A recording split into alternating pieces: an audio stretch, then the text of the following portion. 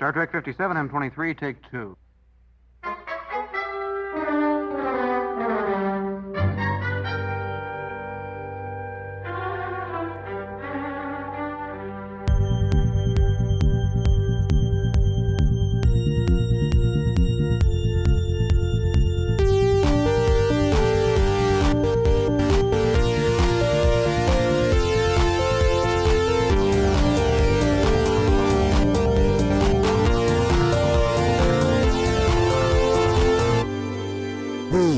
Star Trek podcast.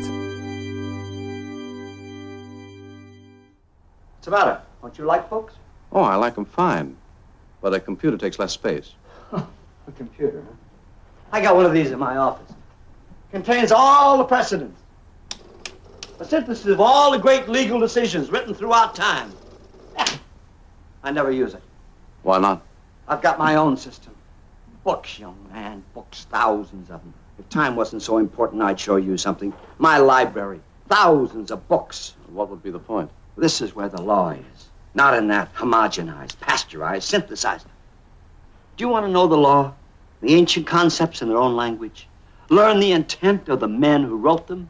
From Moses to the tribunal of Alpha 3? Books. You have to be either an obsessive crackpot who's escaped from his keeper or a Samuel T. Cogley attorney at law. You're right on both counts. Need a lawyer? I'm afraid so. Oh, that's a good one. That's my favorite. What do you think of this noise, It's totally boys? Star Trek. You guys That's digging the this sound noise, of Star boys? Trek. Dan, you It's like the this essence sound? of Star Trek. Yeah, that's the sound of Star Trek essence floating about. This is a good Or noise. the essence of Star Trek sound. Yeah. Is it the penis? Okay, can we start the podcast? Yeah, Well, but you're the one who you was can't playing say, sounds, You can't say Patrick. penis on the podcast, so we have to edit that part out. All right. YouTube will demonetize us. Depenisify us. Oh, no. No, no, that's a horrible. No, depenis. All right, we'll just get started. Hello. Hello. Hello. Hello, hi there. Hello. Good evening. This is the It's Got Star Trek podcast. I think people listen in the morning too. Well, yeah, of course they listen to the morning. We're recording in the evening. We've got the vibe of an evening It's program, like the nighttime. even if you're listening in the morning. It's almost the morning. Even if you're rolling out of bed and turning on the old It's Got Star Trek podcast to brighten up your day or to start your commute, it's got an evening vibe to it. Kind of like how in Pulp Fiction, when they call the wolf, it's like 9:30 in the morning, but he's at a cocktail party. Yeah. He's in the coat. He's in the bedroom where everyone's got their coats because he needs to take a phone call because he's at a cocktail party in the morning. And there was quite a few people at that party. The It's Got Star Trek podcast is basically the Winston Wolf of the Star Trek podcast universe. That is true. Yes, it is. Thank you, Spock. And we are proud to not only welcome you to the podcast more generally, but specifically to the 188th episode of the podcast. 188th episode of the podcast. And Court is now in session. and yes, thank you, Dan, for gathering all those cleverly appropriate clips and playing them at precisely the right moment. Yeah. Okay, episode 188. Jesus fucking Christ. Loud, dude. That was loud. Okay, we have a few announcements before we start our discussion. Announcement number 1.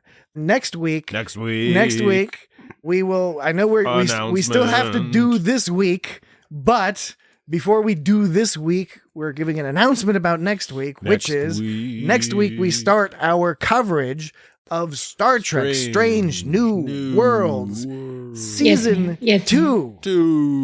And with the first episode, they've already they've what? What are you doing? Yes, ma'am. Oh, okay. Yes, ma'am. Okay. Yes. Yes, ma'am. Yes. Yes, ma'am. Thank you. Yes, ma'am. Okay. Yes, ma'am. So next week. Yes, ma'am. Next week.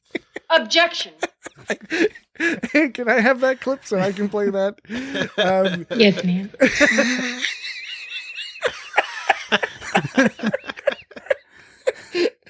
Okay. Sustained.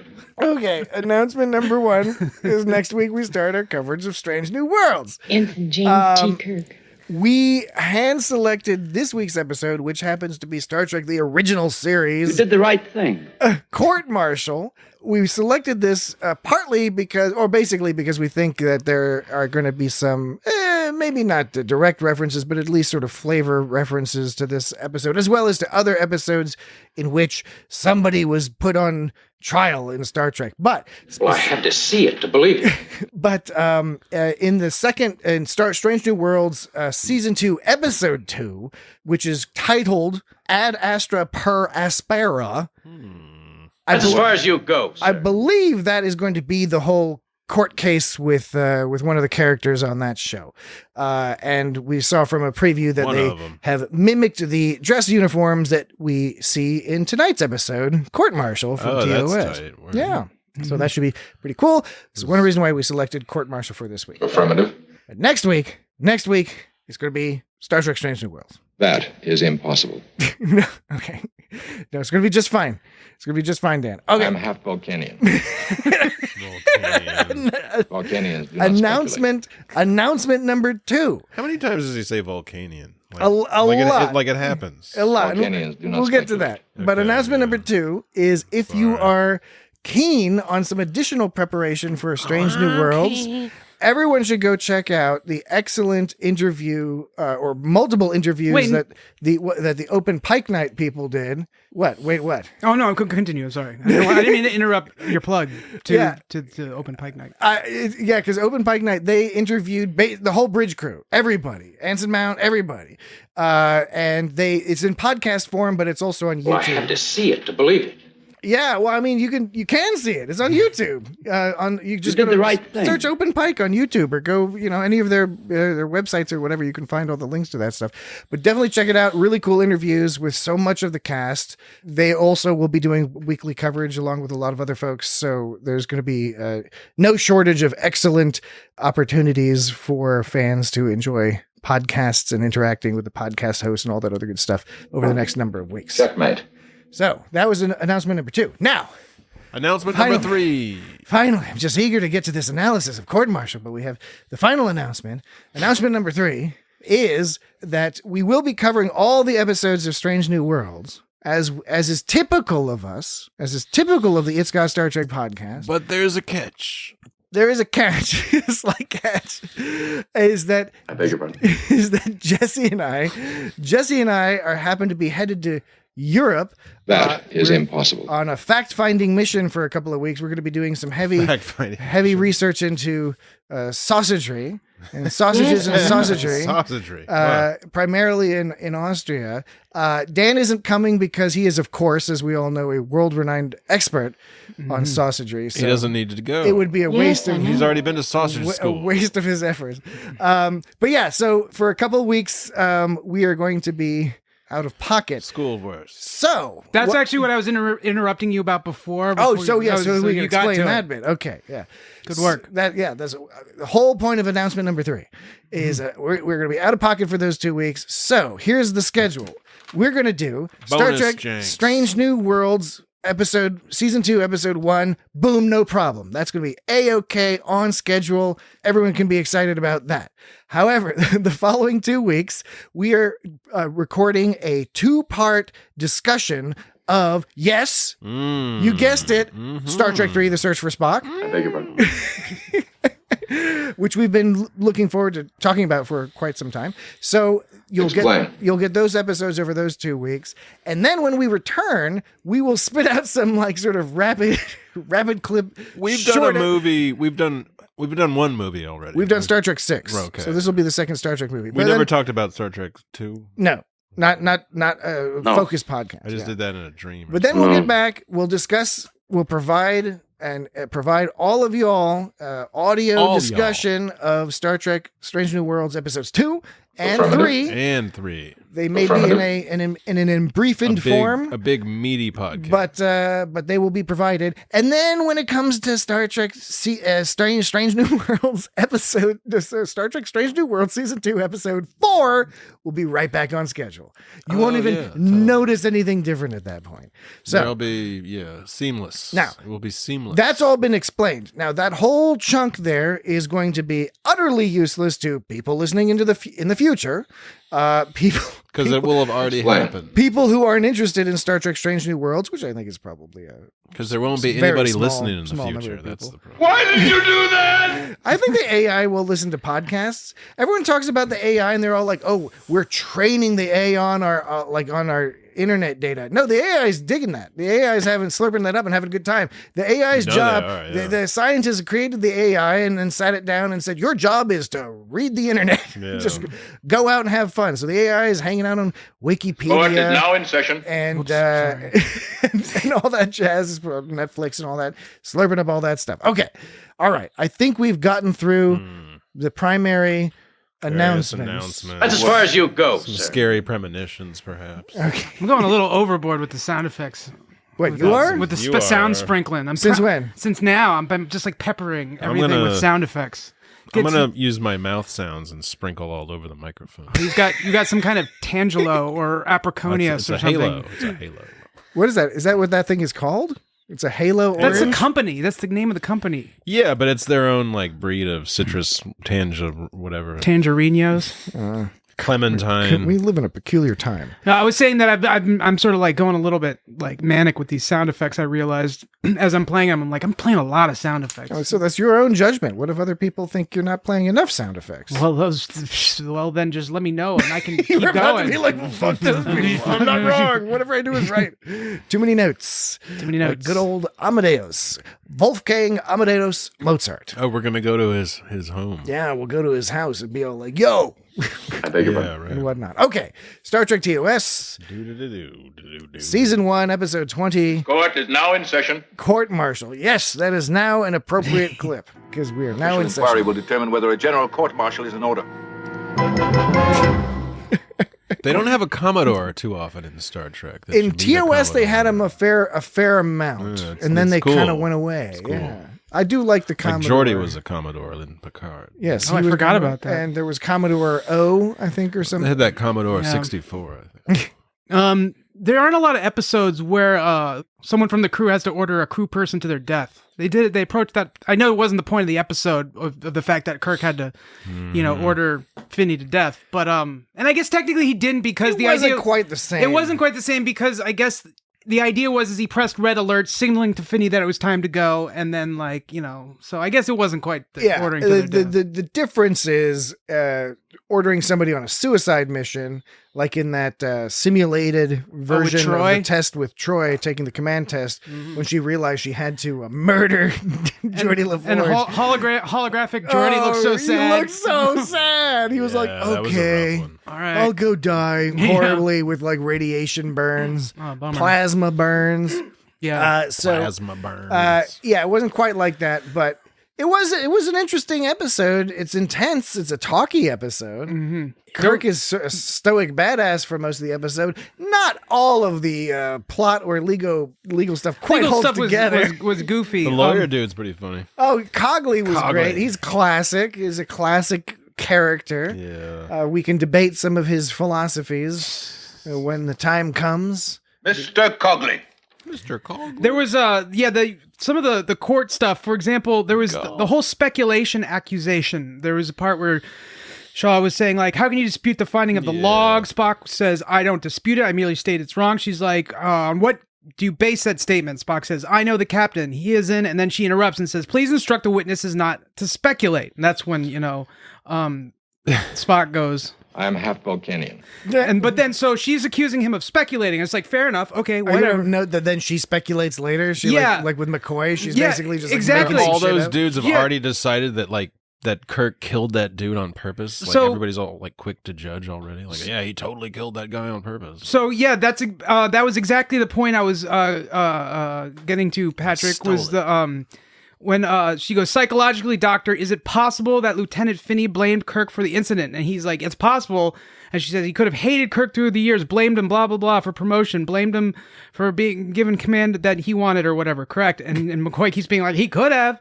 And she's like, now let us hypothesize, doctor. Is it normal for a person to return affection for hatred? So she's asking him to speculate in this instance. And not only that, it's kind of like an obnoxious like accusation. Yeah. It's like, because this guy's an asshole, that means that my proper response is to be an asshole back. Therefore, I'm guilty of being an asshole. So I'm doomed. So by nature of the fact that I'm human, I'm automatically an asshole. And then then later, Cogley's like, could that have had an effect on the visual playback we saw when referencing the whole chess argument, which was weird too.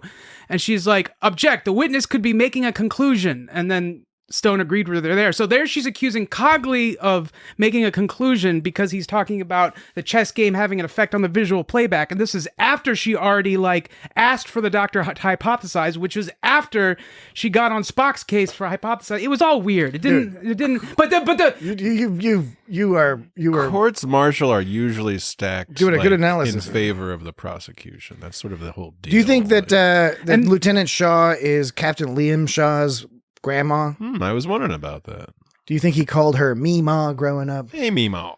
Meemaw? Maybe it could have been like a grand Meemaw. Oh, great grand Meemaw. Here's a legal question. When Shaw says none of us are attorneys. When Shaw said, for We're all you not qualified to answer the question that you're about to pose. No, well, I'm not necessarily posing it to any of you. I'm just to anyone who cares to ponder it. Sometimes my questions are less questions and more statements in the form of a question, which I know is an annoying thing to do, but it's like one of those sake of argument things. Necessarily an annoying thing to do. It's like all those philosophical straw men sort of, that's the right word for it, right? When was it Plato who's always doing those kinds of things where he was talking to a fake crowd that he wrote? Man, he was like write some shit where he'd argue with himself and always win his own arguments against some kind of schmuck that he decided to. I think that's a straw man. Anyways, no, the straw man is a slight variation on that. A straw man is when you're arguing a point that was not brought up by the person you're actually debating with. Yeah, I guess you've invented an argument that they have not used. It's a cousin. I'm going to call it because I think it is a cousin. Because when you don't know, when something doesn't directly relate in the way you thought it to, but it kind of feels like it should, it means it's their cousin. Word. When okay, feels like it should. Wait, okay. If anybody at home wants to rewind that, there's probably I don't remember verbatim what Dan just said. But he said something about how cousins feel like they should. but whatever he said, I imagine there's a great deal to unpack there. Objection. Okay, all right. I beg your pardon. Anyways, was that your legal? No, you haven't asked your legal question. My yet. Legal question. When I was talking about Cogley says about the chess game and the relation to the video, Cogley goes, could that have had an effect on the visual playback we saw? And Shaw goes, object. The witness would be making a conclusion.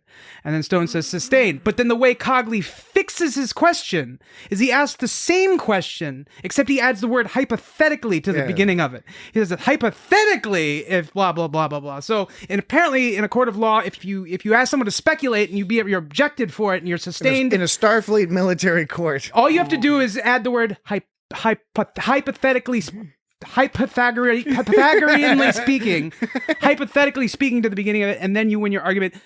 The other, which leads me to the point though about, unless you all want to make any specific points right here. I mean, you're like a fucking roller coaster right there.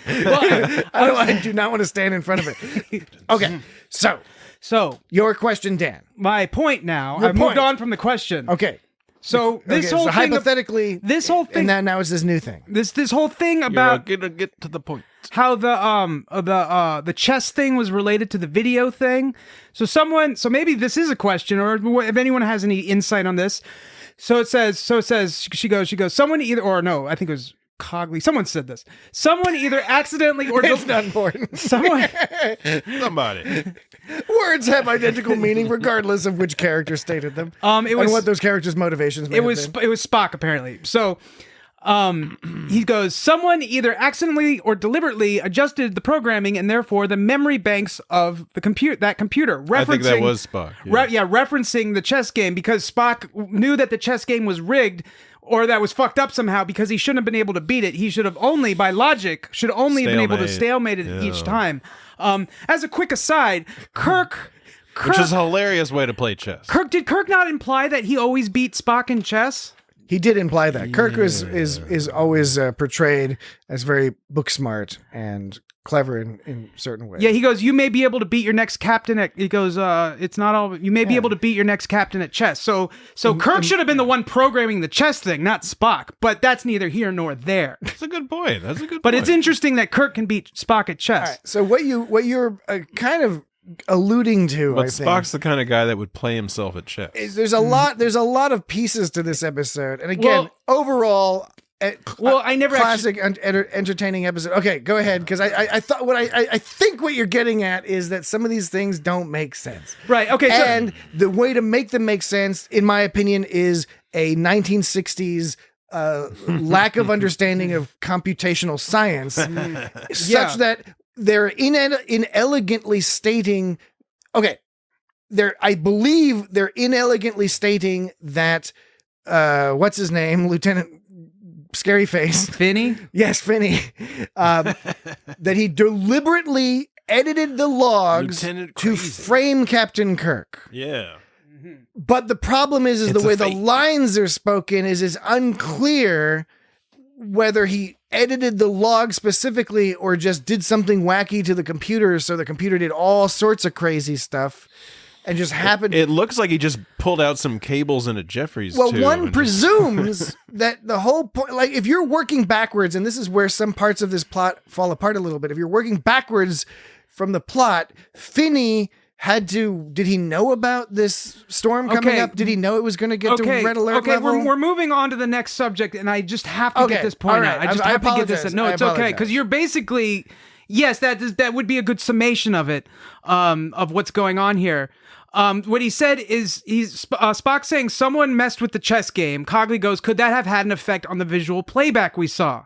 Okay, so he's saying that adjusting the chess game could have had an effect on the visual playback. Is he saying the chess game or just the computers? I thought my understanding was that he wasn't saying somebody messed with the chess game. It was somebody messed with the computer upon which the chess game is working. It affected the chess game. Because they messed with the computer, and because the writers of this episode have an inartful understanding of computational science, they believe that if you mess around with something, it'll make everything go crazy. So that makes sense, because what I was looking at, I was saying like the cause was the chess game modification, the effect was the videos getting changed, but you're saying that it's like it's just all part of he was just fucking around and he didn't know, and he caused some side effects.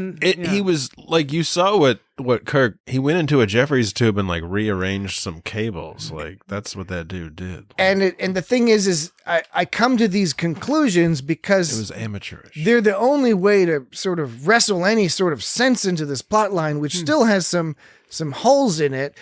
Because again, did Finney know that they were going to be in a situation where he could fake his death, or did he fake his death just because it was like, hey, I got a chance to fake my death? It's like, wait a minute. Which is confusing. I can finally get that Kirk. Because if Kirk jettisoned the pod, so what this means is that Finney was like, oh shit, we're in danger. What I'll do is I'll leave the pod early.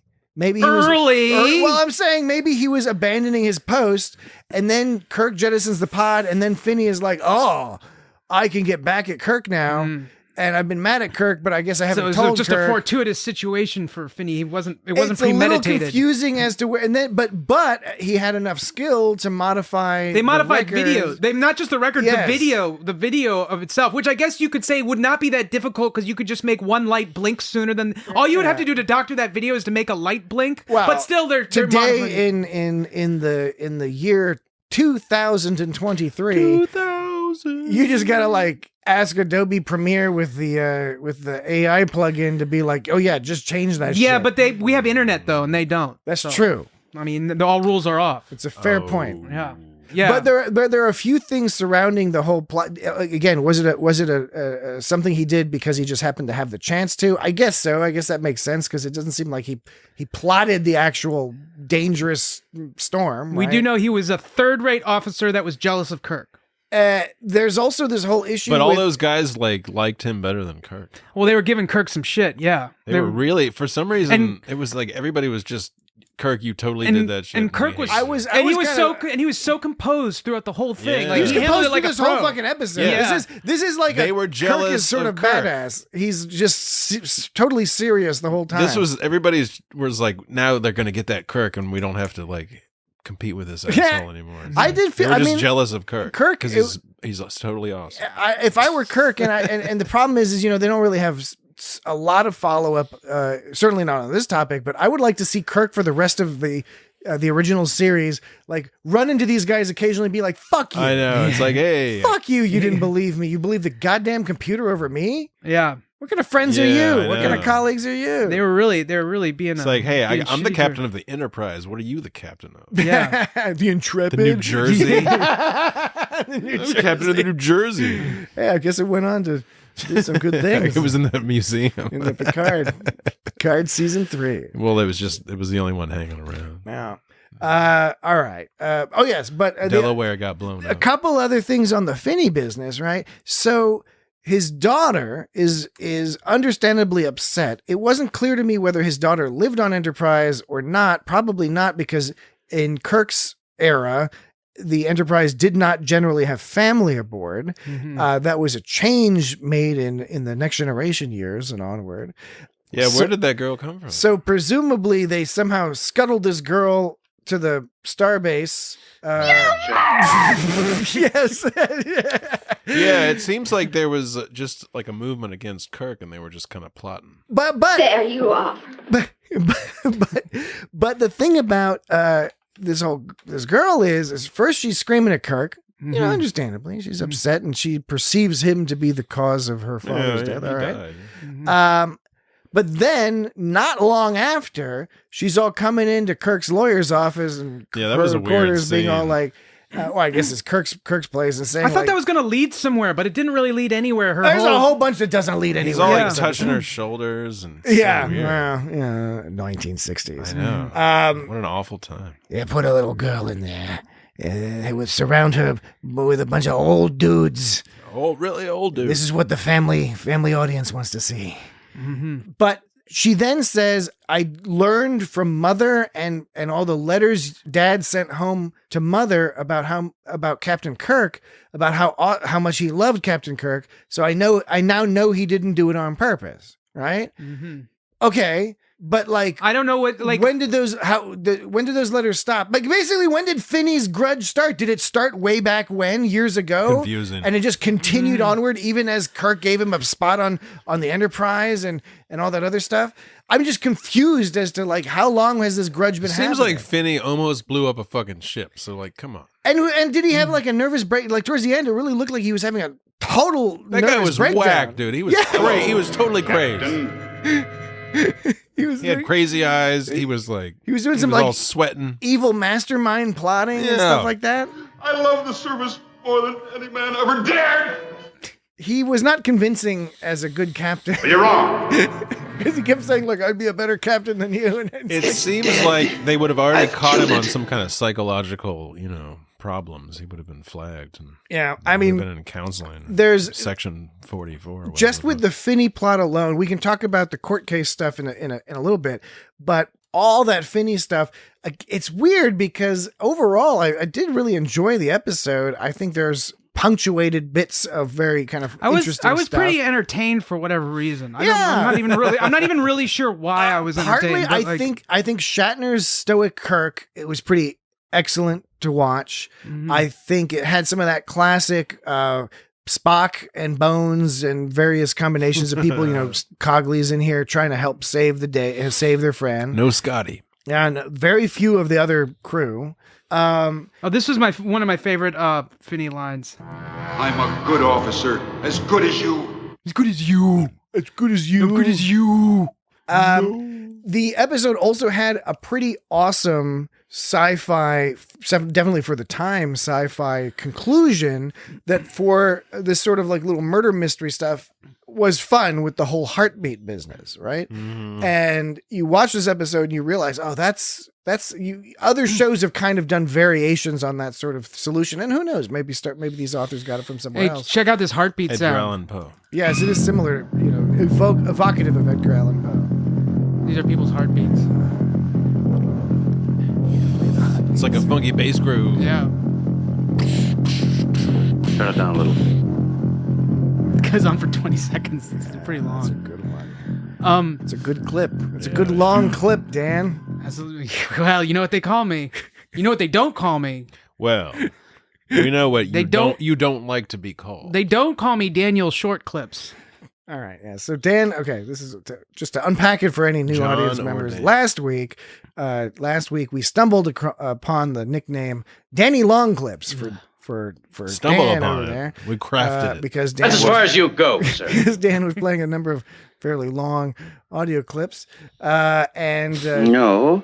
Dan, bristled a little bit at having but the audience loved it. Nickname assigned him, but yes, the audience loved it. In fact, Why did you do that? It was one of our funniest podcasts. our friends over at Unplanned Trek put together a meme. They memeified it, and there's a whole thing with the Daniel Short Clips and Danny Long Clips. It was really funny. It's good Explain. stuff. It was cracking. Explain. I just did explain. Oh. I beg your pardon. No, you don't. So how about let's take a quick break. I had a follow up to that. quick So let's one. take a break. We'll take a break, and then we will stream right the fuck into Dan's follow up. It's gonna be great. All right, we will be right back. Okay, we're back. Ready? Court is now in session. Oh, Whoa. Judgment. you're just playing that clip again. The court is now in session clip. Yeah, Is that- I you're just really gonna- like that. You're gonna play Court that every time sucks, we come back. And when it's not even Come back from appropriate. break. Okay, what's your follow up? My follow We up promised is the audience a follow up. the sound. Well, here it is. Okay. What was? Were you coughing and laughing at the same No, time? I You just- sounded like Goofy Clapping. coughing. It's called clapping. I'm not doing it on purpose. No, you made a funny sound with your air pockets. I don't know. Blisters. Air blisters. Whatever the combination. Air biscuits. The combination of tubes and shit. I beg your pardon. Tubules. That is impossible. All your tubes that make sound. No. Your sound making tubes. You made a funny sound at the I know what I did. when I was like, Conduits. breathing in, and it made me and it made me do the goofy laugh. Why did you do that? Why? Okay, so so Kirk goes, gentlemen, this computer has an auditory sensor. Gentlemen. It can in effect. No women allowed on the tribunal. Right. They don't seem to have any women over the rank of lieutenant. So it can in effect hear sounds. Their computer can hear sounds. Okay. Much like other devices that we have can hear sounds. They have like a I got some They have a- ears. they They that like a can hear microphone? yeah. Well, so first of all, he Or goes, do you mean hear as in sort of the qualia of hearing, as in the experience of hearing versus the experience of accepting and translating vibrations? Well, I guess that's the question. Are they implying that their computers Is there a sentience or a sapience behind it? right? So It's all about that qualia, baby. So otherwise, like saying it can in effect hear sounds, like why didn't they just say it's a recording device unless they meant it's some kind of higher level sort of thing that we don't know about? And he goes, by installing a booster, we can increase that capability on the order of 1 to the 4th power, also known as 1. Is this the heartbeat business? Yeah. Yeah. 1 to the 4th power, 1 to the 4th power. which is 1. 1 to the 4th power is Yes. 1. Is 1. Okay, good catch. One to the anything power. Nice catch, No, math yeah. boy. Hey, Hey, Mr. So- Calculator over here. so he goes- Commander Data. He goes, Dr. McCoy will use this white sound device to mask out each person's heartbeat so it'll be Yeah. eliminated from the sounds we're hearing, which looks surprisingly like a microphone. Another wacky device But from it looked- Dr. McCoy. but It just looks like a looks straight up microphone. What do you, Yeah. you just said it looks surprisingly like a microphone. No, it's a fucking microphone. Well, I was being It's dramatic. a 1960s microphone. Yeah. So, okay, so I bet the guy who invented Bose watched this episode. He was like, white noise. Episode. yeah, and then he invented He invented it. Just like that guy who invented the transporter after watching Star Trek. and the person who invented the Hoverboard? hoverboards. Yeah, exactly. Yeah, that's right. So they needed that device to eliminate the sounds of the crew on the bridge, so they could limit it down to the sounds that they wanted to hear. They Limit put it down. They could use that sound detecting the heartbeat detector, and I'd put it up to your chest, and then we'd no longer Karaoke microphone. We'd filter out your heartbeat. But then That was wild. But then man. did you notice that when they asked, they were like, "Well, we got one more extraneous heartbeat. It's in the transporter room. And Spock was like, don't worry, I'll just fix that. And he just pressed a couple buttons and got rid of that his heartbeat. Yeah. So the question is, without the device. Why'd they need the device if Spock could have just pressed a couple buttons and like just erased it anyways, you know? You could say, well, it's focused on that room. It's like, well, maybe they got that device in the transporter room. So you could make an argument that says like, well, this is a literary grift. You could make an They're tricking us. You could make an argument that says, oh, they were able to. Spock was able to do that with the transporter room because he just made the transporter room leave the field of auditory sensoriness. But then why didn't they just do that on the bridge? Because like the only sound they were hearing for was off somewhere else. So I didn't think it made any sense. I didn't think it made any sense. Okay, it's got to be 3. It's got to be a prime number. But speaking of like that eureka moment, I can't remember what it was just now. Urethra moment? No, you had a eureka moment type thing a second ago, and I can't. It was like we'll play back the tape. Eritrea. What are you talking about? There was something like. Oh yeah, that's when they invented the transporter, that's when Bose invented the.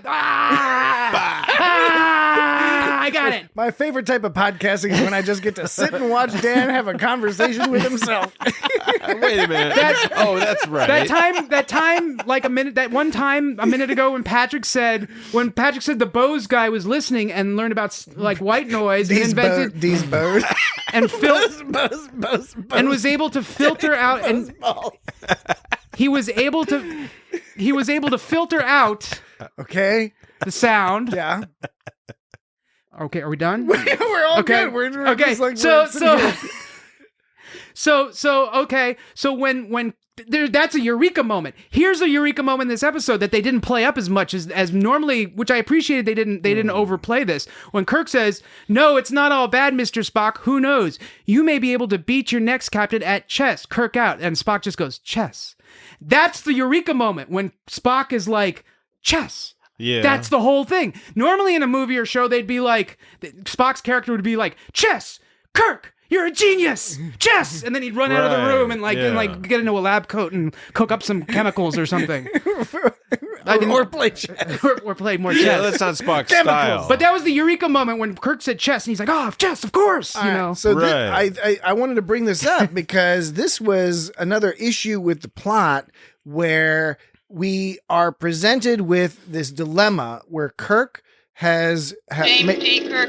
Yes, he's made a command decision to go to Red Alert and to jettison this pod, which Ensign James T. Kirk. The implication is that there's going to be bad news for the old Enterprise if they don't do this. Okay, so that's what Kirk believes he did, and that's what it turns out he did.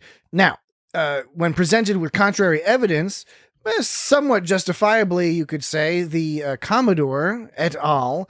Decide they've got to do some shit to be like, "Kirk, we're going to try to put this under the rug. We got to take you down just to keep their reputation going." It's that kind of story at first. That story sort of goes away, right? This could have been a story about the semi-corruption of government institutions and other institutions in which the players in those institutions are perfectly willing to abrogate the actual procedure and rules in an effort to save the institution and to protect members of the institution. You got to understand, the Commodore thinks that Kirk is guilty. He sees this evidence and he's totally and justifiably convinced that Kirk is guilty. And his first thing to do human to talk about is to offer Kirk to be like, "Oh no, it's all good as long as you just give up your command. Well, you keep your job. Everything's gonna be fine. You're a white guy. This is still a system that helps out you guys. We'll just give you the New Jersey. You don't get the." But the story doesn't end up being that. Okay, then Kirk, who everyone agree, Spock and everyone's like, he's clearly not. He's not guilty. He's not acting guilty.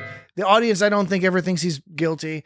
But so then he gets this lawyer, and Samuel T. Cogley. Samuel T. Cogley, who is a hilarious, cool, awesome, stereotypical or whatever archetypal something. lawyer. He studied the law. He didn't just study like what was on the computers, summarized on the computers. He went back. He studied like the stele of Hammurabi. No, but he said it all like Hammurabi or whatever. He pronounced it weird. He studied the law from the original word. Justinian law It's like code. if you programmed in binary or Alpha 3. He went to the lowest level of the law. Like he didn't take that higher abstracted level of what was on the computer. He like programmed in binary. He was like down in the guts of lawyering. And it was utterly meaningless to the plot of this show. Absolutely. Because he doesn't actually do anything, because if we analyze his case, what his case is, what his total defense is, not to cross-examine any of the witnesses that go up. He's just totally. But that was supposed to put across how smooth he was. But then he puts Kirk on the stand, which generally is like, you don't do that. You don't put your client on the stand. But okay, it's a TV show. Would you do it again? You put Kirk on the stand. Then he's like, I'm not ready, but I'm about to get. And then they play the tape of Kirk with the hand, the doctor tape, which shows the yellow alert. And then Samuel T. Cogley, after that, his whole strategy is like, I don't fucking know what to do. And at one point, he has this weird thing where he's talking to Spock and or whatever. Somebody's like, I'm half Vulcanian. Do you know how to like defend Kirk? And he's all like, I'm starting to. Yeah. But then the next day in court, he's like, no, my case rests. We rest. We got no fucking clue. And it's Spock who helps out. And then Cogley does the whole theatrical stuff, but he didn't come up with that idea. And at one point I think he like actually thought Kirk might have been guilty at one point. At one point, I think when he saw the videotape. He saw the video, yeah. So he didn't. Computers don't lie. Why did you do that? Why did you do that? Why? You're building a nice little collection there, Dan. Why? Across Star Trek universe. But those are short clips. Cross time and space. What if I dedicated my whole life to collecting sound clips from every Star Trek episode? Then I'd have this library and I could put it online and everyone would love me forever. Finally, I would get love from those who don't give it to me. You can see it so clearly, and you're so 100%. Well, I have to see it to believe it. You're so 100% correct, and yet I don't think you're going to do it. I think you're going to stick to the regular old things that you're doing right now. Oh man. What did you just call me, like, mediocre? Mediocre! You can talk plainer than that. No, not at all. Not at all. Not at all, Dan. Not at all. No. You're quite the fine specimen, I must say. That's as far as you go. No, I could go even further. You're a tip-top chap. All right, Cogley. Do we want to hear? So he's all like talking about. I want to hear some of his business. Human to talk about. Yeah. All right. So this is a 20-second clip of all the rights. Rights, sir. Human rights. The Bible. The Code of Hammurabi. Hammurabi. And of Justinian. Human rights. Magna Carta. The Constitution of the United States. Human rights. Fundamental declarations of the Martian colonies. Human rights? Yeah. Statutes of Alpha 3. I don't know how many rights were in the Code Alpha of 3. Justinian. Alpha 3 is probably some lizard people. Yeah, like I don't Martian. know how many rights were in the Code of Rights, Justinian. What was the end? These documents Alpha 3. speak of rights. Alpha 3. So he's talking about These documents. Martian. Okay, I can. Martian rights. Martian. I read about that in the Expanse novels. So That's right. Why was he? So he's talking about human rights, but then he brings Martians into it. Now, if he said people rights, that would be okay. But Martians. I think it's the humans that colonize. Yeah. There's not Martians. You're lawyering me now, Jesse. I'm not lawyering you. You're lawyering me now, I don't Jesse. think that counts as lawyering. Why did you do that? So to get back to sort of my original Chief arc, O'Brien. this wasn't an episode purely. Chief O'Brien.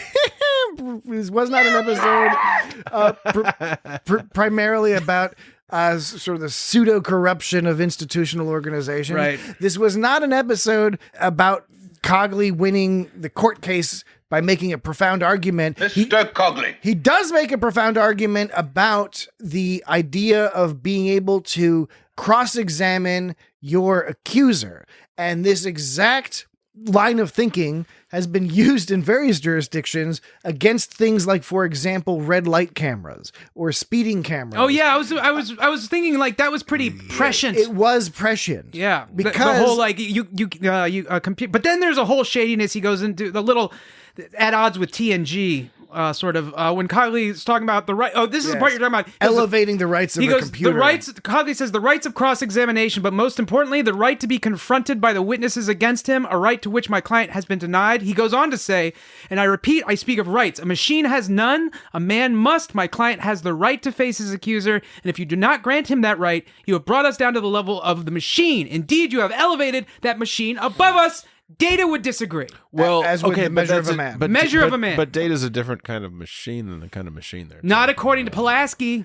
Well, she was clearly wrong, and nobody likes Pulaski. So. And that's why she went away. She went away. She went They away. were like they brought back Crusher. She moved in with Riker's dad. What was Riker's dad name? Like Cal Riker or something? He had some silly name like that. Kevin Riker. Kevin Riker. Killarney. No, what was his name? I can't remember. Vlad Riker.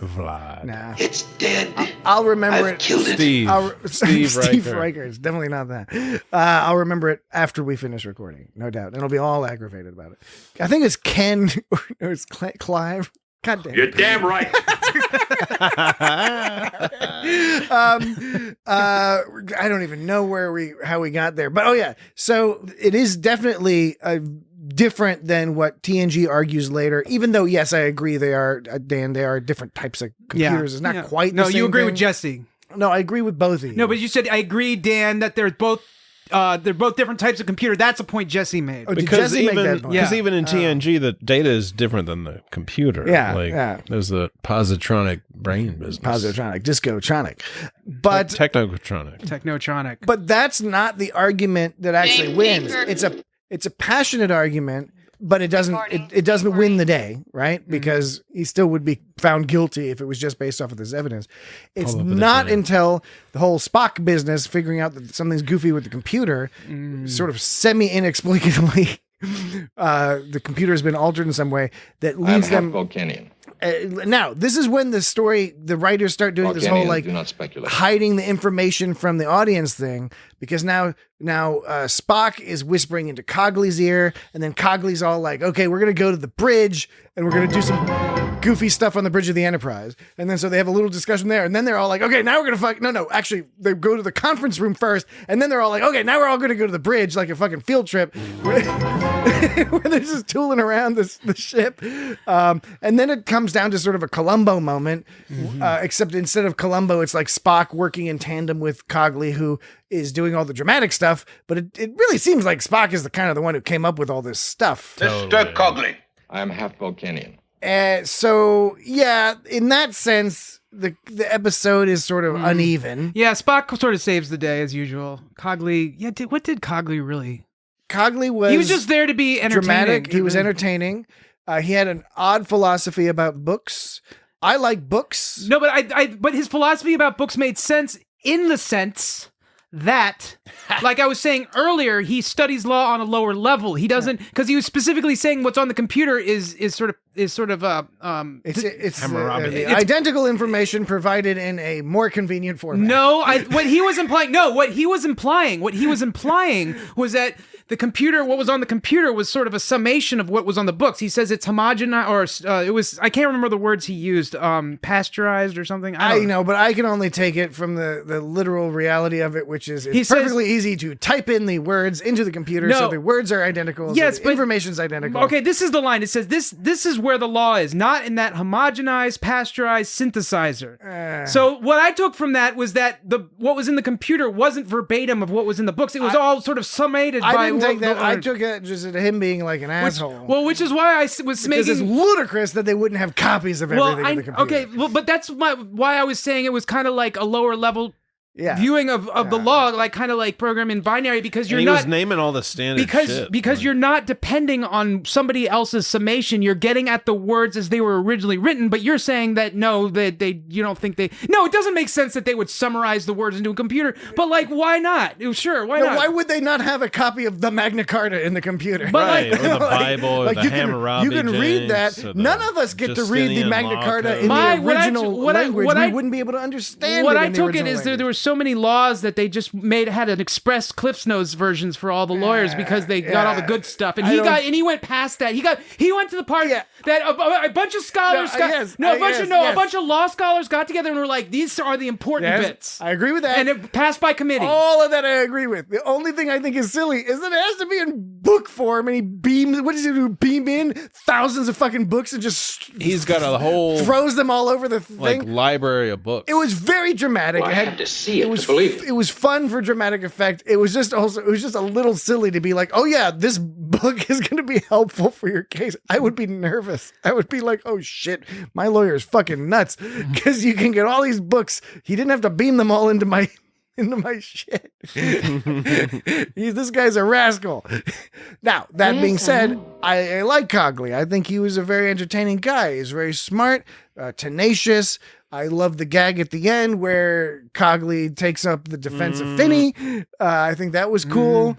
Kirk was a little too professional about his romantic he compartmentalized too much because Shaw was like, of course, Shaw was like, because obviously they had a thing going prior to this, right? And Shaw was like, I'm the one who's got to do it. Wah, wah.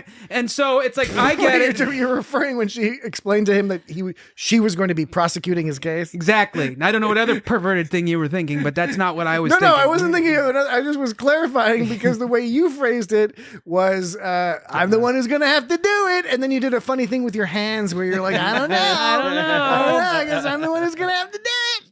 Ain't gonna do it. I'm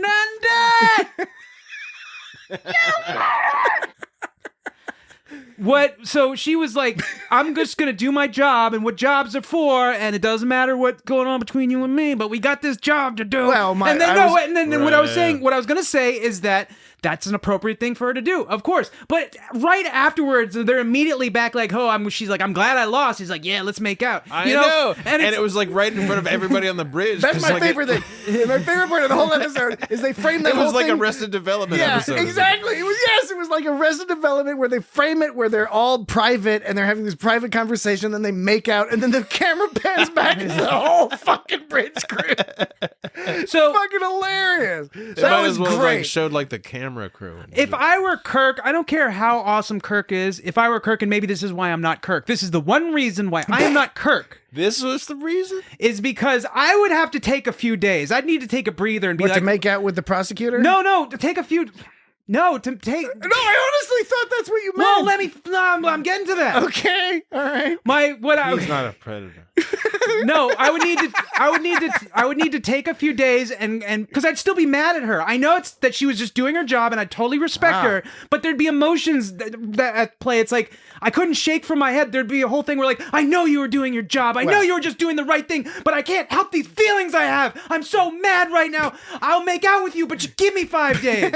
Just give me 5 days alone. Then I'll come back and make out with you in front of everyone later. This has echoes in other parts of Star Trek. Most similarly to Measure of a Man, in which Riker has to act as the prosecutor against Data. And that's crazy. That's a clear conflict of interest. I was watching this episode with my wife. You're damn right. I was watching this episode with my wife, and she was saying, wait a second, they clearly slept together in the past. Is this not a conflict of interest? Yeah, there's that too. I was like, yes, except in Star Trek, in the world of Star Trek, they're actually making the point that these people are so professional, Riker and Shaw, and other examples in Star Trek where there's a similar situation in which people who knew each other had to, I think, D-Space-9 they can just flip a switch. They're so professional that everyone is fully confident that they will do their job. Are they fully functional? Not everyone's fully functional. That's why you got Dr. McCoy. Data's fully functional. Dr. McCoy, he's got the hypo spray that can help out. Did you notice? Because, sometimes you just all shagged out. McCoy is like the stereotypical bass player of the rock band, because like the way he hit on Shaw at the beginning, he was like, I'm friends with Captain Kirk. No, he did. That was how he was going to get it in. He's like, I'm just McCoy. And if you notice, McCoy, when he found out and quickly sussed out that she was a past flame of Kirk's, it didn't stop him from thinking like, well, maybe I can still sleep with her. He's going to be smooth if he can be smooth. But I applaud. And Dax said he has those He got nice hands. His surgeon's fingers or whatever, doctor's fingers. Who does? Delicate fingers. Dax, Jadzia Dax implied Gentle fingers. on an episode of Who? Trials and Tribulations that McCoy... You sound like you were saying Charles in Charge. I did not. Trials and Tribulations kind of sounds like Charles in Charge. Yeah, Trials and Tribulations. Trials and Tribulations. Charles Trip Tucker the Third. Charles. No, Dax said that McCoy, she had a relationship with McCoy, and something about him having surgeon's hands or fingers. Yeah, a couple of Daxes ago. He implied that there was some sort of professional. No, non-professional. Whatever. Esme Dax. When you did with the diddling. Who was the Dax? With the casual diddling. It was a couple of Daxes before. It was a few Daxes previous. It wasn't Jadzia. Jadzia was recounting a memory from a previous host. It was a female Dax. If McCoy was fiddling around with Jadzia, that would be a problem. That'd be some serious. serious problem. Okay, so I Jimmy applaud Savile type. to summarize what we were just talking about. I think I applaud the ability of people in the future to be able to flip that switch from professionalism to personal, to be like, you just tried to have me fucking like kicked out of Starfleet, now we can be lovers again, you know? And I like I said, I get it. My emotions would just be running a little hot at that moment. I thought it was and I wouldn't be lame. mad at her. I would understand that it's something that I would need to get over on my own personal journey. I think it's important, as always. I would just need a few days. There's always that reminder that, you know, art is a reflection of the time in which it's made. Yep. And there are certain things It was in not a good TOS. time. She's a very good lawyer. Certain philosophies that they put forward that no doubt sounded sort of a proto version of progressive or whatever. Totally. But that don't quite rise up to it. Still doesn't make it. Right? And I think still doesn't make it.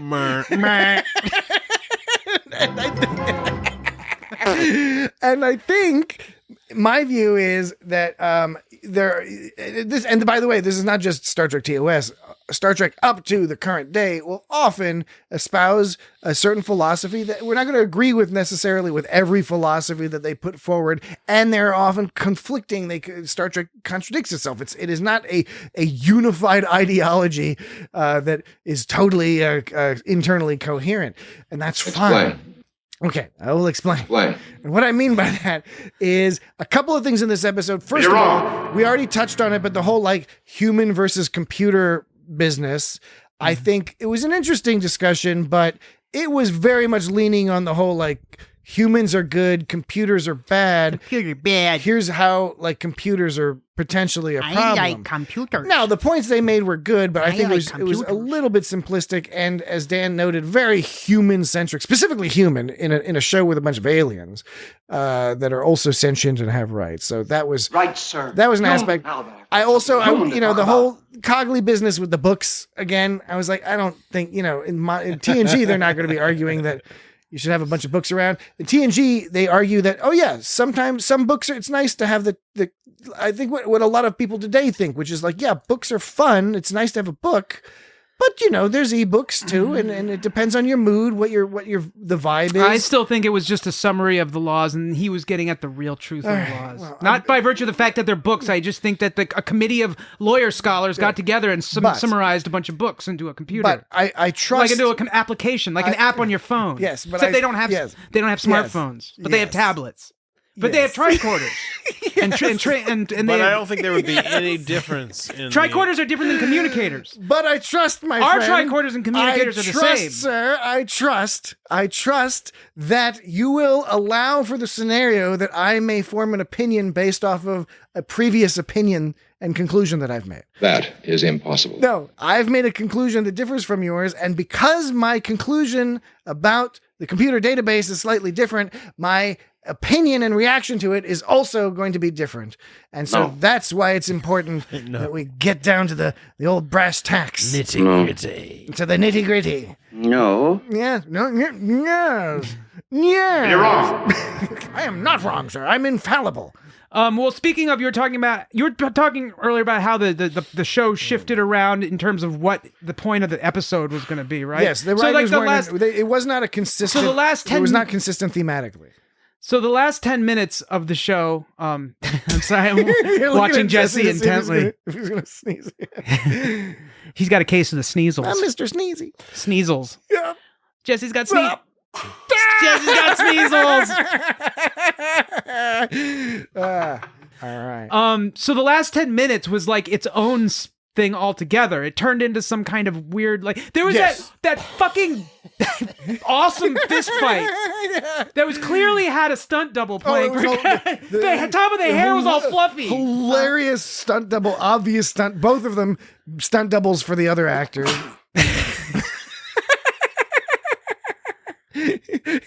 Jesse's Why allergic. did you do that? Jesse's allergic to your bullshit.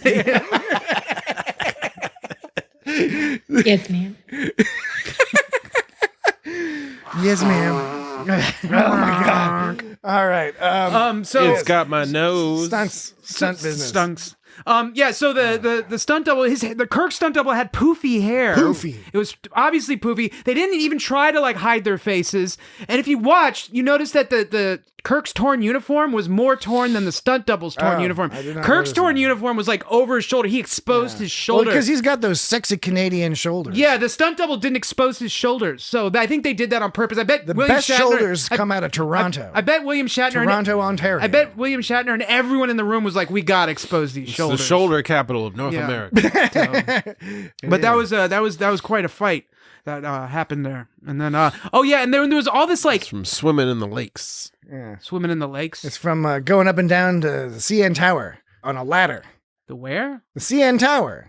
Yeah, Toronto, Ontario. That Toronto Tower. It's there. like way bigger than the Space Needle. It's great. Go up to the CN Tower. It's a monster. Go up all the way to the top. All So- the way to the Look top. out over Lake Ontario. So- Get a beautiful view of one of the Great Lakes. Some people argue it's the greatest of the Great Lakes. What? Who says that? It's like the smallest, isn't it? I don't have enough experience with the Great Lakes to register or form an opinion.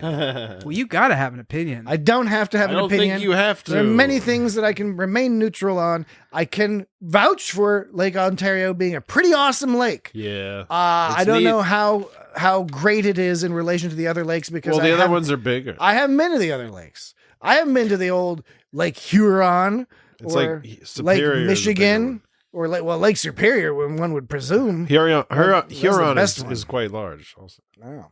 Can we take a break, Dan? Yeah, I was gonna I talk about need the to- subject. Because usually when we get onto Great Lakes talk, it's got Great Lakes. Well, I was just It's gonna an indicator it's that got one or breaks. more of us might have to It's pee. got time to breaks. Or Okay, well, I was going to talk about the echoey dialogue. but- echoey dialogue. All right, when we get back, Dan has promised us to talk about the echoey dialogue. I will be providing the echoes. Some people find it peculiar that we have breaks when we're a podcast because it's a podcast and it's not like on TV or nothing or on the radio. But we don't know that. Maybe we're on the radio right now.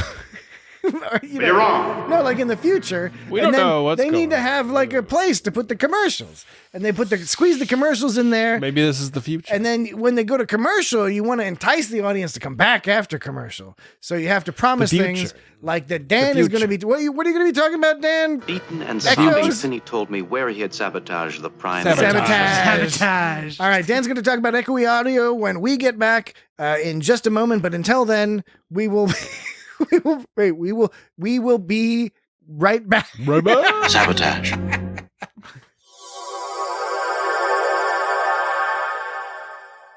All right, we're back from the break. Isn't that great? We're ready to close out this discussion of Star Trek TOS Season 1, Episode 20, So this is a very Court Martial. The first episode in a long time on this podcast that has more than one word. We had 5 episodes in a word. That's 5 weeks of episodes that were, the titles were one word. That's absurd. Would you do it again? No. I would want to mix in like Wrongs Darker Than Death or Night or Chain of Command or something. You know, there's all sorts of things that we could put in there that had more than one word. But anyway. Charge, culpable, negligent. Yes, yeah, I agree, but that's not on me. That's on the universe and your algorithm. You did the right thing. This court is now in session. Okay, so the I forgot. Yes, I forgot that. Now we're really back. yeah. That signifies that we have returned. Okay, so you were saying something about echoey dialogue. Okay, so we have Echo the Dolphin. So Finney was talking, and when he first talked, for some reason his voice was all echoey. He was like, The great Captain Kirk. Was it because he was talking on the intercom? Well, then he goes, Hello, Captain. Yeah, that's also on the intercom. Right. But then how come when Kirk said, Ben. why was that echoey? He was just in the room. Very good point. I have no fucking clue. These people are maniacs. They are absolute maniacs. Editing error. Hey, Charlie, there's a problem here. There's an inconsistency. Why is Kirk echoey and the other guy's not? The other guy's echoey, but Kirk's not echoey. Charlie. Don't worry about it. These people, they don't. Good officer. They don't care. Yeah. They just want to watch some Star Trek. They just want to watch Captain Kirk. Captain Kirk's William Shatner's stunt double fight another guy's stunt double. That's what they want to see. So this is a 10-second clip. These are going to be on 19-inch Speaking of tiny little TVs. Color TVs, 12-inch color TVs in the mall window. That's when people are going to be watching this show in the window in the shop on the corner where they sell the 6-inch color TVs. You can talk plainer than that. What's he talking about? I don't know. No fucking idea. This 10-second clip, because this TOS TOS has sound. Okay, Dan, coming off very defensive here. I'm looking forward to whatever it is you're about to present. So You're providing us with foundational information. TOS, and I imagine it's the case with a lot of shows back then. The sound, tinny. Well, I was going to say it's a bit tinny. It's obvious when they make cuts and insert, when it sounds like they recorded analog. They recorded different things in different recording sessions, and part cut of the tape up, and they cut it and they put it together in the same. Splicing, yeah. So this one I found particularly. I don't know if it'll come across, but I was listening to this over and over again, and I think there's at least 2 places where it sounded like they changed, like they cut the tape together in a weird way, and it's not because it sounds like jermpy. Do you have a long clip? I beg your pardon. This sounds more like a medium clip because he said it was 10 seconds. 10 seconds. Oh. So medium clips. It's not that Dan. It's not that the audio sounds. Dan medium clips. That doesn't work. It doesn't. It's not that the sound. Dan mezzo clips. It's not that. Intermediate. It's not that the sound is jumpy. It's that the quality changes. Here we go. You gotta be quiet for this one. Like you helped me all along, kept me down, robbed me of my own command. Oh. I'm a good officer, as good as you. I've watched you for years. So yeah, right in the middle there. Did the camera switch to him, see a visual of him at that moment? That's what I was wondering. I would guess that, but I don't know that. Your hand gestures. This is an audio. Now you're making Patrick's making the hand gestures. He would point at me. He's like, I would guess. And then when he said guess, he pointed at his own forehead. And then he pointed. I would guess. I point at me. Your forehead. And then I point at you. Well, no, you didn't point. You did the point at me where you point off to the side, but you put your arm. But you knew I meant you. Yeah, you're like your fist was going in my direction, but you were pointing 45 degrees. I was polite enough. I don't think it was plausible deniability. I don't think it wasn't a camera switch because he was talking over the speaker the whole time. So why would it even matter? Why would there be echoes then? Why would there be echoes then? I don't know, Dan. You make very good points, and I think you've enriched the lives of myself, Jesse, and everyone else who's here's when they reverse the log. I like that. Stop. I imagine that was the sort of thing that would have blown people's minds in 1966.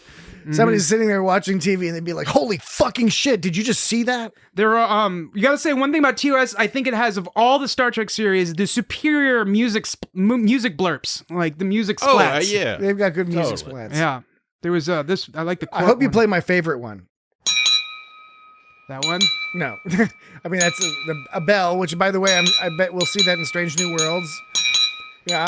That was cool. I like that. They didn't play it quite as often in the TV show as we're playing it now, but it was fun. Was it this one? No, I do like that one, but it was something to Samuel T. Cogley said, and then afterwards, I forget what it. Damn it, I didn't write that down. But he says something, and then it's all like "Dan," and it just seemed like a little more dramatic than it needed I actually to be. know what you're talking about, and I can't remember the line. But he said something like "I think so" or something. Yeah, he said something really very anticlimactic. yeah. Let's see. There was this is the court entrance hit.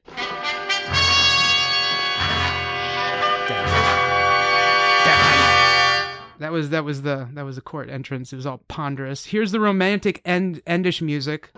Whoops, no, that's not it. This is it. Yeah. When we still think it's just Kirk and Shaw, Lieutenant Shaw, alone on the bridge of the Enterprise. And then this was at the very end when it was all fun and playful. I love when Star Trek does this. Yeah. It sounds like I Love Lucy. Yeah. I'm sure it's the same band. It's and the Desilu band. And I like this one was one of my favorites. I have to do my very best to have you slap down hard. That was. This was there was some fairly overt sexual innuendo in this episode. Mm-hmm. Not just necessarily for the period. TOS and TNG, I think, were both really good with the playful music.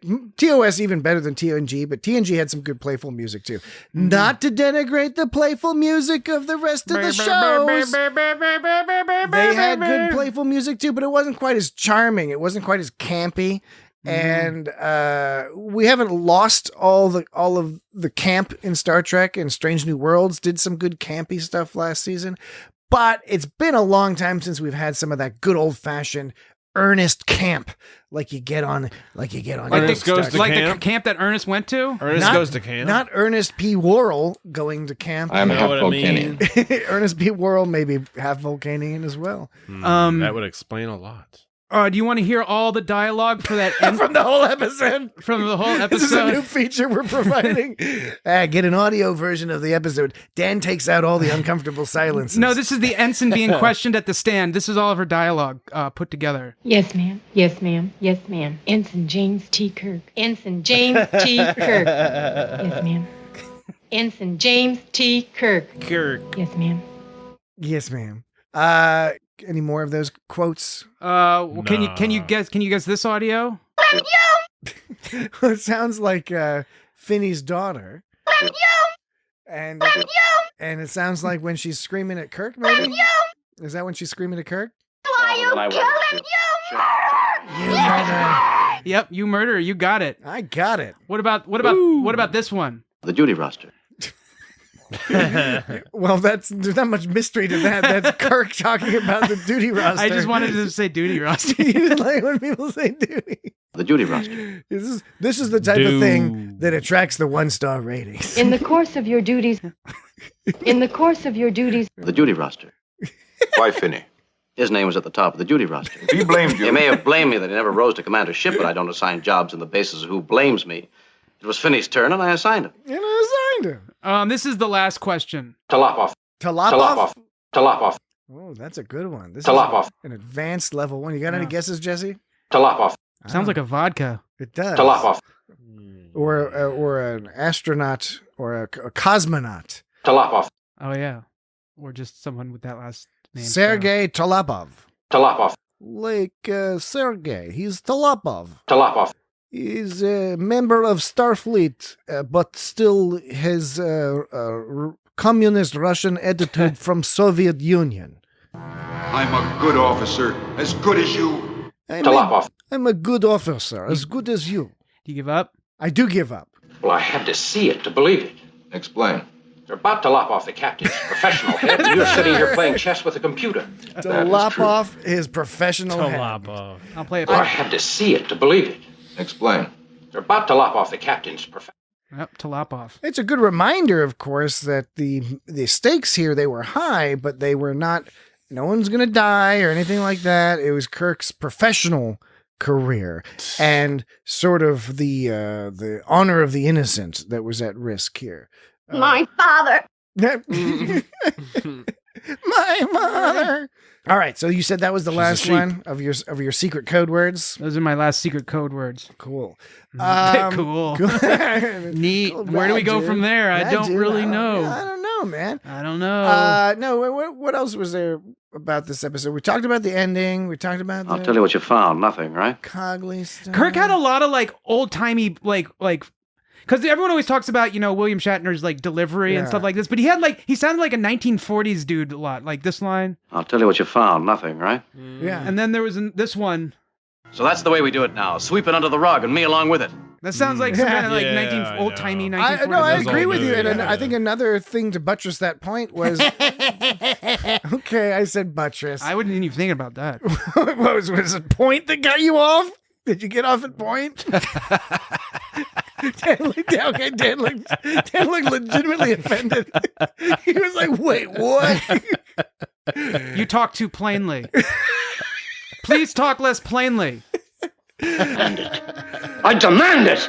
What I was saying was that McCoy's exchange with Shaw, his initial exchange with Shaw. Exchange? It's exchange? No, his exchange. You said exchange? Exchange? Well, it stains? His exchange. Stains? His exchange. His exchange stains? McCoy's initial exchange. That's as far as you go, sir. With Lieutenant Shaw was also very 1940s movie style. Kind of rapid back and forth, you know, and he's got that great line where he's like, all my friends look like doctors, all of his look like you. Yeah, right. that was a pretty sexy line. I mean, it was a line. That was indeed, Captain. It was. If you have any doubt, that was indeed Captain James Kirk Was. of Enterprise. That was indeed. That was indeed. Do you have the other line where he talks about the sexier line? No, unfortunately. You don't have the sexier line? I had to stop somewhere. I didn't think it would be that applicable. I do suppose it's understandable that you must be judicious in your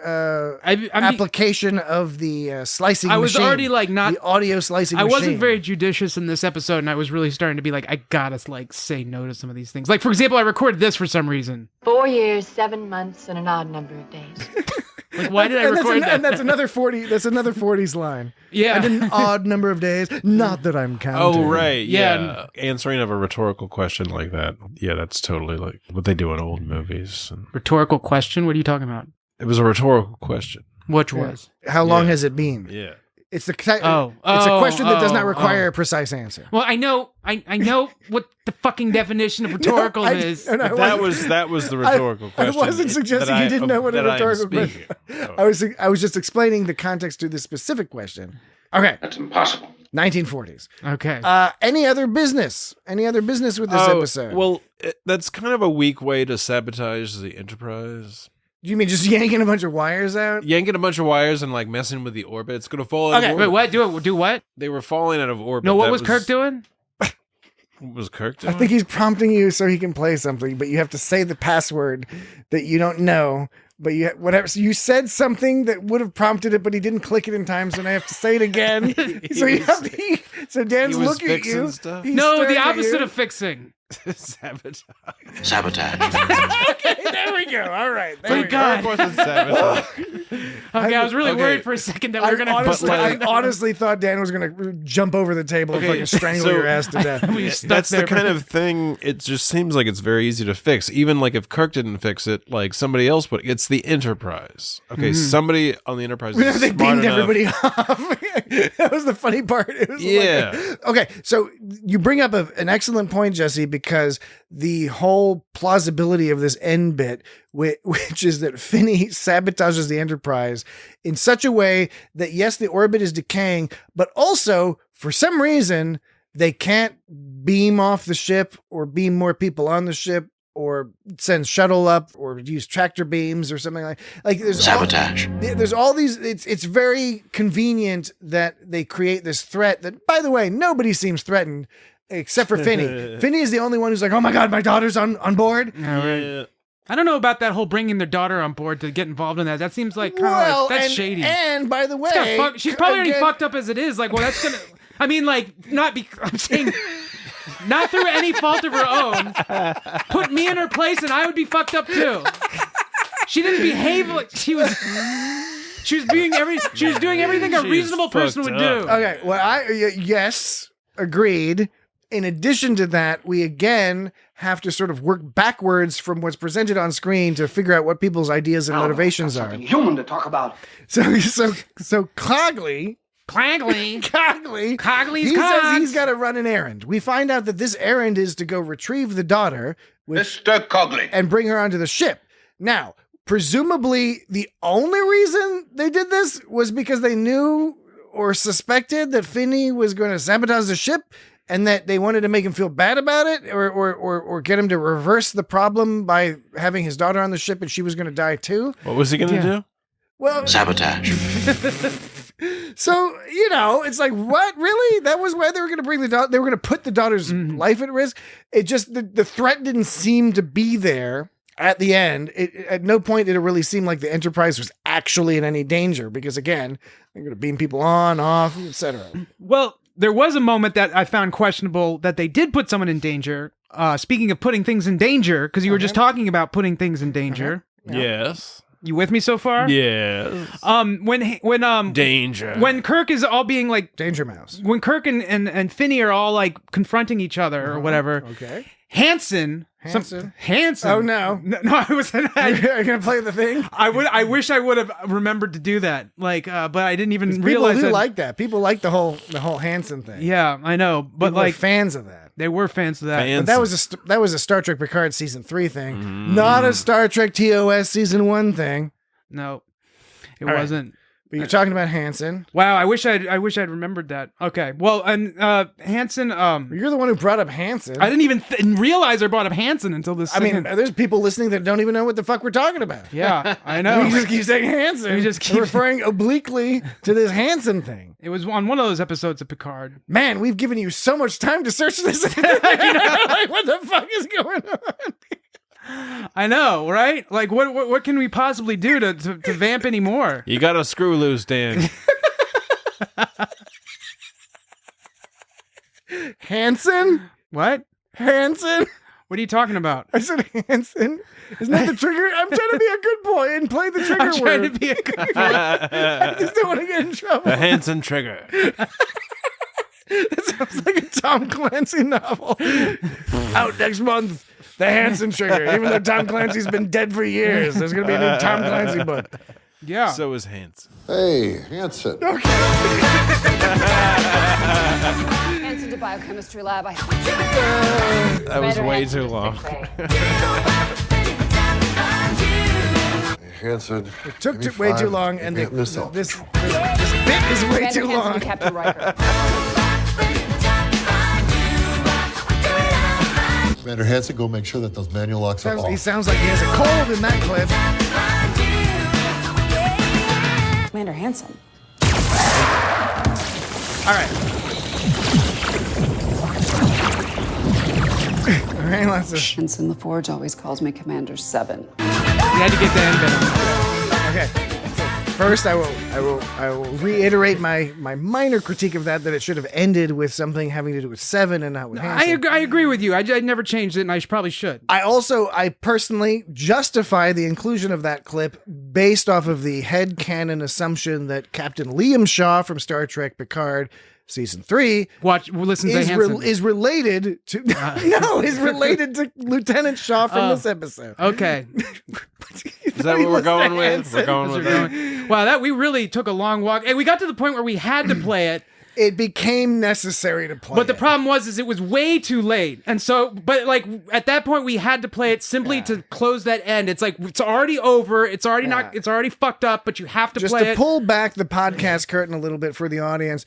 Yes, our primary goal is to inform and entertain. Yes, 100%.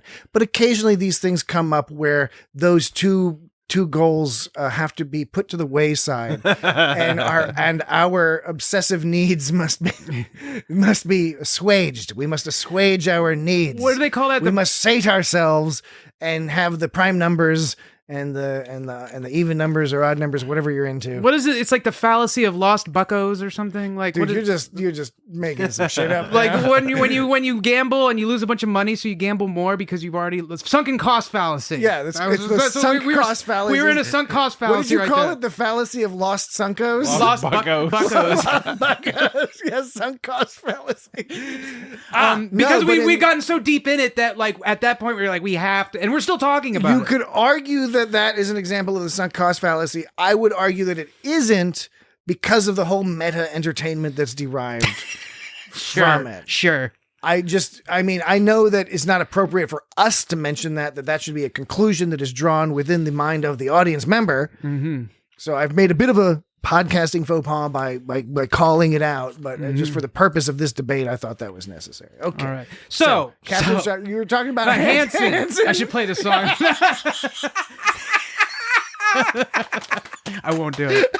Now you're waiting for me to. No, so good. Hanson goes, Mr. Spock, we're running out of time. This is when Spock and Kirk and Finney are facing off. And then Spock goes, gentlemen, if you'll please hurry to the transporter room because Spock wants to go save Kirk. And Stone motherfucker goes, Mr. Spock, the court has not yet reached a verdict. We will hear the witness out. And Spock's like, very well. The witness... Like, is he still a witness?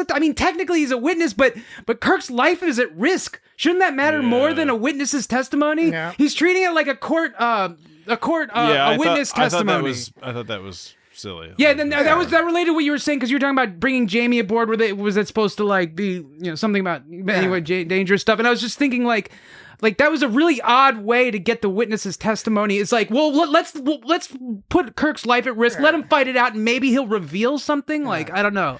I like the heartbeat part because even though yes, partly that was dramatic, that's also a perfectly legitimate experiment to run. Now, you could argue that the ship's internal sensors probably you could just scan around and figure out where Finney is. Well, but obviously in the context of this episode. Oh yeah, they can do that in TNG. They're just like, where's Captain Moobledy? Yes, Moobledy-doo. Right.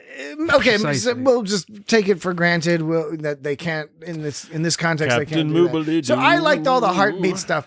It was just sort of like you didn't need anything beyond. Like the court case was over.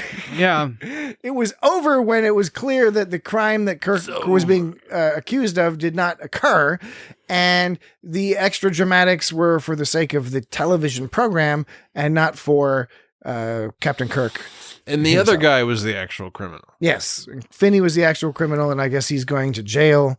Or some Federation penal colony in New Zealand or wherever they put them in this stage. Yeah, right. Did you notice that when Spock I am half Vulcanian. sat down, and then I noticed that other people did too when they sat down when they were witness testimony, they put their hand on that light little thing. truth telling. Was it a thing? truth light? Was that a lie detector? It was a lie It was detector. a lie detector. Yeah, I was wondering if it was some kind of future Bible. Space Bible. It was a space Bible. You swear, which it is because it's a truth detector. And It was that's what code- the Bible it was is. No, it was a copy of the Code of Hammurabi. The Ten Commandments. Did you notice that when McCoy sat down, his legs were all crossed, sexy McCoy style? Also, McCoy, the computer didn't say McCoy's name. The computer said it began with Captain Kirk's name and his rank. It begins with Spock's name and his rank, but they just went straight to McCoy's rank. They didn't say his name. Did they have Spock's full name, Steve Spock? No. Because Spock's his last name. Oh, really? His first name is Stephen Q. He is Spock. half human. Yeah, he's half human, so he gets a human first name. His name is Steve. His mom was from Ohio. I beg your pardon. Yes, the computer. I did like the bit where the computer kept reading out all of Kirk's citations. Although, honestly, it's another example of like that's what point does that have in a court case? How many commendations a guy has means he's like not going to be James T. Kirk. a criminal. Yeah, Right. I don't mind them reading them out because sure, I guess that could influence you one way or another in terms of whether or not he would make this sort of mistake. But I don't know. Anyone can make a mistake. All right. Well, the full list of commendations. Yes. Let's hear the full list of Kirk commendations. So there was the Palm Leaf of Axanar Peace Mission, the Grand Kite Order of Tactics, Class of Excellence, Prantaris Ribbon of Commendation, classes first and second. That's when Cogley's like, let's not rush this, play them all, because they were going to come, let's not rush it, let's just play them all, we're in no rush. And then he goes, Awards of Valor, Medal of Honor, Silver Palm with Cluster, Starfleet Citation for Conspicuous Gallantry, Karagite Order of Heroism, and then like Cogley flips and he goes, let's not hold up too much. No. He's being all, his whole thing is like pretending to be all, he's all style, it seems. Yeah. That's the whole book Totally. thing, But those were all Kirk's medal of honors, and then here's some. Well, it wasn't all of them. Mr. Spock, Whoops, that's not. as a first officer, you know a great deal about computers, don't you? Oh, that was different. And he's like, I know everything about them. Yeah, I know. I thought that was a funny statement. You know a lot about computers. I right? have an Amiga. Whoa. Spock, serial number 179-276. The computer says Spock and not fuck, right? Spock. Serial number S 179-276. It just glitched. Hold on. Spock. Spock. Serial number S. Serial number 179-276. I think you're just having a little bit too much fun over there, Dan. I forgot that this one doesn't start it over when you click on it multiple times. The other one does start it over. By one, you're referring to software. Software you're utilizing. Affirmative. All right. Any final thoughts before we close up shop? Because I think it's about time. I'm about it's it. time That's we go. Okay. So we'll do all the back matter, and the back matter consists of us providing social media stuff. Yes, ma'am. Yeah, so you can find us Yes, ma'am. at It's Got Star Trek Yes, ma'am. all over the place. Twitter, Mastodon, Yes, ma'am. Instagram, Facebook, YouTube. Objection. And now, very recently, Blue Sky Social at It's Got Star Trek. So you can follow I us know over all there about them. if you're already over there. So, you can check out all our social media. Yes, You can check out our website, www.itsgotstartrek.com. Yes, ma'am. And as a very brief reminder, our upcoming schedule is as follows. Star Trek, Strange New World, Season 2, Episode 1. Did you just burp, Jesse? Next week. Then we're doing two-part episodes, two episodes on Star Trek 3, The Search for Spock. Then Yes, ma'am. mini episodes on Star Trek Strange New World Season 2, Episodes 2 and 3. And then Season 2, Episode 4 and onward. It's going to be all manner of better than that. We're going to continue through the summer. It's going to be wild. There's going to be so much stuff going on. The humidity is going to be out of control. To be fair, Jesse, that is location dependent. This is an international podcast. There are many places where the humidity will be either it's comfortable, dry as a bone, or much too dry. There are places that are much too dry, and you have you're wrong. A humidifier. Yes, so that'll do it for us this week. Until next week, we wish you all the best. Goodbye. Bye.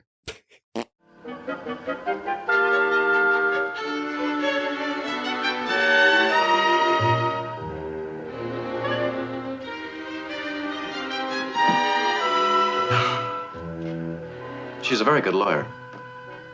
Obviously. Indeed, she is.